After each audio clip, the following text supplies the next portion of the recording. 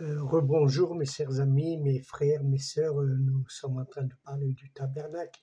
Naturellement, nous sommes maintenant rentrés dans dans ce qu'est l'attente d'assignation, l'attente de réunion, comme on voudrait l'appeler, le lieu saint. On est rentré et nous avons devant nous, juste en face, l'autel des parfums ou de l'encens, comme on voudrait bien l'appeler. Moi j'appellerais l'autel des parfums. C'est, on comprend mieux, non? Parce que c'est les odeurs qui vont émaner de cet autel et qui vont être considérées assez bien dans ce qu'on veut parler sur ce qu'est le lieu très saint. Bon, et le lieu saint d'abord. Comme son nom indique, il servait pour brûler l'encens, les parfums sur des charbons ardents. C'est facile de rencontrer un symbole dans ce que c'est cet autel, parce que l'odeur typifie un peu ce qu'est la prière. Hein, la prière. Les odeurs où l'encens est comparé plusieurs fois à ce que sont les prières qui montent vers Dieu. Et ce que Dieu aime beaucoup, c'est comme sentir cette odeur, c'est-à-dire il aime que son peuple puisse prier devant lui. L'encens et cet autel des parfums représentent la prière. Il représente ici le ministère d'intercession de Jésus-Christ. Jésus-Christ est celui qui va intercéder pour l'Église. C'est lui qui va intercéder pour son peuple devant Dieu le Père. C'est la raison par laquelle il n'était pas dehors de la tente d'assignation, sinon dans le lieu saint, c'est-à-dire dans la tente de réunion. Il était fait du bois d'acacia, de cet arbre, si je ne sais même pas si on va le retrouver aujourd'hui. Vous savez que la nature humaine a détruit beaucoup de choses et je pense qu'un de ces arbres a été détruit et on n'en trouve plus. Ce n'est plus le même que ce qu'on trouve aujourd'hui comme acacia. Il était recouvert d'or, c'est-à-dire l'autel de parfum. Il était fait de bois d'acacia, mais en plus, il était recouvert entièrement d'or. Ici, on trouve la double nature de Jésus-Christ, l'humaine que représente le bois, recouvert d'or qui représente la divinité. C'est-à-dire, même s'il était homme, si Jésus-Christ était homme aux yeux des hommes ou de tout le peuple, de tout Israël, même des Romains qui étaient là-bas, il y avait beaucoup de personnes qui visitaient Jérusalem, comme aujourd'hui. Il y a beaucoup de personnes qui vont visiter Israël. Aux yeux du monde, Jésus était un homme, mais il était recouvert de la divinité, c'est-à-dire c'était Dieu même en personne ici sur la terre. Ici, il y a aussi le double travail de son intersection. Ils sont indispensables, et ils s'appuient mutuellement. Jésus-Christ prie à la fois comme fils de l'homme et aussi comme fils de Dieu. Ceci devait être ainsi, puisque tout ceci a une force et une valeur unique. Comme homme, c'est-à-dire il a vécu la vie terrestre. Il sait tout ce qu'il y a, toutes les pensées, toutes les nécessités, toutes les peines, toutes les difficultés et les souffrances de ce monde. Il a vécu tout le drame de l'existence humaine. Il n'ignore rien du tout, rien de ce que l'homme souffre sur cette terre. C'est ainsi que, comme il a expérimenté tout ce qui arrive et tout ce qui se passe dans le cœur humain, il peut aussi exprimer tout ceci dans son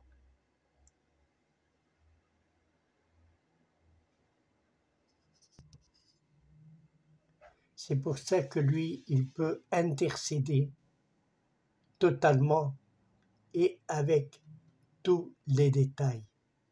Il sait comment intercéder. Lui seul peut le faire et d'une manière parfaite. Ni les anges auraient pu faire tout ce travail comme Jésus-Christ l'a fait. Comme Fils de Dieu, il ne connaît pas seulement le cœur de l'homme, sinon qu'il connaît aussi le cœur de son Père céleste.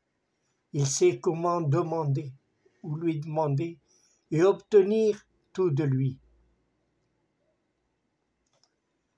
Par-dessus tout, il peut présenter le sang qu'il a versé sur la croix du Calvaire. Et ce précieux sang est réellement fort devant le cœur de Dieu. Il y a du pouvoir dans le sang que Jésus présente. L'absolument perfection de l'intercession de Jésus-Christ vient de ce qu'il est, comme Fils de l'homme et comme Fils de Dieu. Son intercession a le pouvoir de prendre les plus grands soupirs de cœur de l'homme et les présenter devant son Père avec une force irrésistible. Dieu, Père, ne peut résister à ce que son Fils Jésus-Christ présente devant lui. C'est lui qui intercède pour l'Église. C'est lui qui peut intercéder pour chacun de nous. C'est lui qui présente, c'est ce que représente l'autel des parfums. C'est la prière de Jésus, juste devant le Père du lieu très saint. Là, il représente tous les soupirs, toutes les souffrances de la race humaine.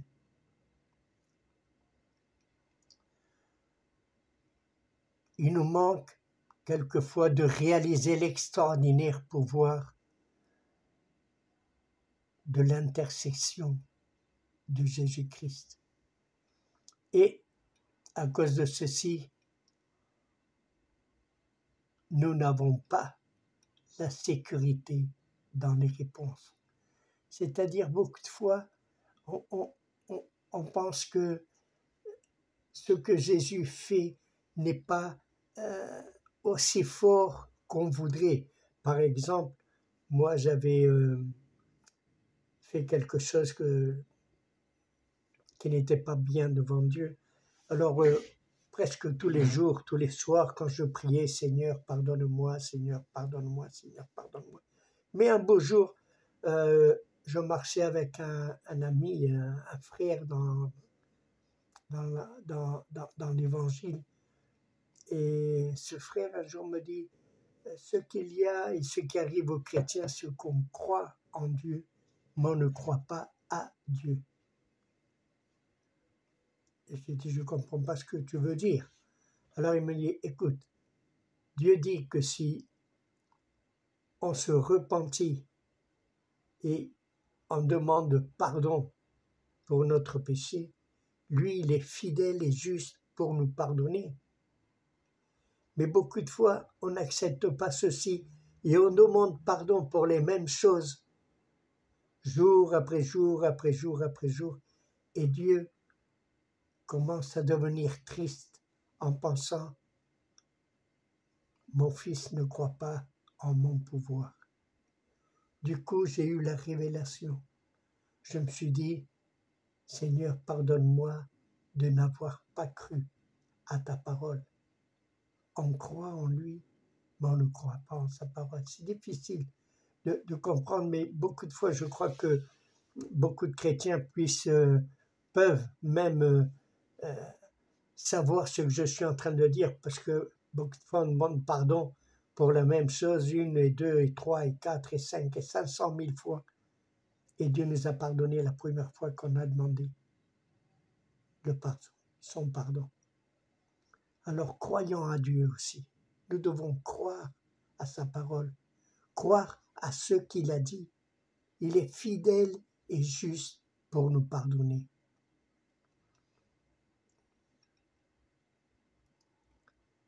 On reste avec une certaine incertitude. Nos prières sont faibles, imparfaites, mais elles arrivent à Dieu.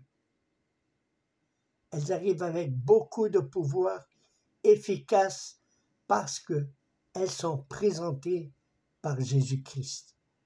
Car lui-même prend toutes ces prières qui ne sont plus à nous, parce qu'il les a faites à lui-même. Le doute n'est plus permis, car elles ont été écoutées, reçues et répondues. Nous devons noter que l'autel des parfums a été consacré avec le sang d'une victime immolée sur l'autel des holocaustes, dans le parvis ou dans la cour. Il est rentré en fonction juste après cette onction de Dieu. En plus, les charbons ardents qui servaient pour brûler l'encens, il n'avait été pas pris de n'importe quel lieu et allumé de n'importe quelle manière. Il procédait de l'autel des holocaustes, celui qui était dans la cour. Ceci nous révèle un lien étroit qui existait entre ces deux autels. Celui de l'encens obtenait tout son pouvoir de celui des holocaustes. C'était comme une émanation. Nous ne devons pas oublier le lien, pas moins étroit, qui unit indissolublement la intersection de et avec son sacrifice. Si ce sacrifice n'avait pas eu lieu sur la croix, la prière n'aurait aucun fondament, aucune base. Dieu vraiment se réjouit de l'encens parce que celui-ci vient d'un feu qui servait pour consumer les victimes. C'était dans une manière le même feu. C'était le même feu. Il était pris de l'autel des holocaustes et mis dans l'autel de l'encens ou des parfums. C'est-à-dire, c'est un symbole d'union entre la croix la mort sur la croix du Calvaire et maintenant l'autel des parfums, c'est-à-dire maintenant le privilège que l'Église a, que c'est Jésus même qui va intercéder pour son Église et pour son peuple. L'intercession, c'est-à-dire intercéder de Jésus-Christ et son sacrifice sont inséparables. Des quatre coins de l'autel sortaient aussi 4 cornes d'or. On a vu que l'autel des holocaustes aussi avait 4 cornes, mais celle-ci était de bronze, symbole du pouvoir du sacrifice de Jésus-Christ.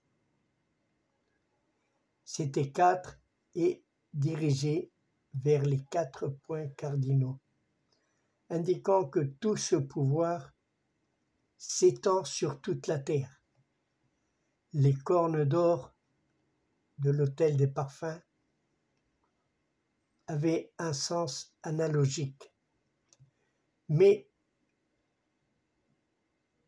s'appliquant à la manière d'intercéder de Jésus-Christ.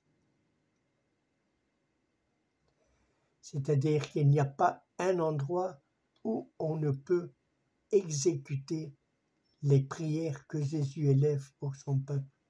Elle peut traverser les mers, les continents. Jésus-Christ sera toujours à mon côté et sa manière d'intercéder aura la même efficacité. Efficacité où qu'on soit. Et ceci est grâce à la gloire de Dieu. Un autre détail nous est donné dans l'Exode 30, verset 3. C'est une question d'un bord en or. Il est évident que ce bord était destiné à empêcher que les charbons sortent dehors et tombent par terre dans les déplacements dans le désert. Les prêtres transportaient l'autel. Ils pourraient tomber et sans ce bord, le risque était grand. Voir un jour les charbons tomber à terre et s'éteindre aurait été réellement mal. Ceci n'était pas seulement un ornement de plus, sinon que c'était un ornement de grande utilité. Ici, de nouveau, nous rencontrons un grand enseignement. Dieu voulait, avec une telle précaution, que le feu ne cesse de brûler sur l'autel. Ce feu qui est seulement matériel et avait une seule valeur symbolique nous montre que l'intercession de son Fils est un feu qui ne jamais va s'éteindre. Il ne va s'éteindre jamais l'intercession de Jésus-Christ pour le peuple de Dieu. Tout croyant, même débile, peut, comme les prêtres, faire un mauvais pas et tomber. Mais les charbons ne tombent pas à terre. Ainsi même, malgré notre débilité et nos manières de faire de mauvais pas, l'intercession de Jésus-Christ continue à s'élever jusqu'au trône de la grâce. Et certainement, on a besoin d'être soutenu par une telle sécurité en Jésus-Christ. Béni soit le nom de notre Dieu qui nous la concède Enfin, dans les quatre coins, nous trouvons des anneaux d'or par lesquels ont passé les barres d'acacia recouvertes d'or aussi, qui servaient à transporter l'autel. On ne les enlevait jamais. Ainsi, l'autel était toujours préparé à la marche pour accompagner le peuple dans tous ses déplacements à travers le désert. C'est une image réellement magnifique d'une grande et précieuse vérité. L'intercession de Jésus-Christ nous accompagnera tous les jours dans notre pèlerinage de notre vie. Il ne va jamais s'éloigner de nous. Il va toujours être présent, toujours efficace. Cette pensée est des plus merveilleuses. C'est la base de notre paix. Jamais l'intercession de mon Sauveur ou de notre Sauveur va rester défectueuse. Jamais il laissera d'intercéder devant notre Père pour nos nécessités. Et quand il devra présenter son précieux sang pour nous couvrir, il pourra lui-même, pour intercéder devant le Père, nous couvrir de son précieux sang. Comme ça, le Père verra un sacrifice parfait. En conclusion, l'autel des parfums a été mis au centre du lieu saint par la volonté de Dieu. C'est-à-dire l'intercession de Jésus-Christ doit occuper aussi le même lieu dans nos cœurs et notre vie spirituelle. Jésus-Christ, son intercession, doit être le centre de notre vie. L'autel des parfums était en plein centre du lieu saint. Et c'est pour ça que l'intercession de Jésus-Christ nous couvre devant le Père. Et ceci nous a donné courage pour continuer. Même si on fait des faux pas et on tombe ou nos genoux touchent la terre, le Seigneur va être là pour nous relever et pour intercéder pour nous. Parce que la prière de Jésus pour son peuple, pour tous les croyants, vont être efficaces malgré nos chutes, malgré nos maladies, malgré notre mal-être. Malgré tout, Jésus va continuer durant toute notre vie intercéder pour nous autres.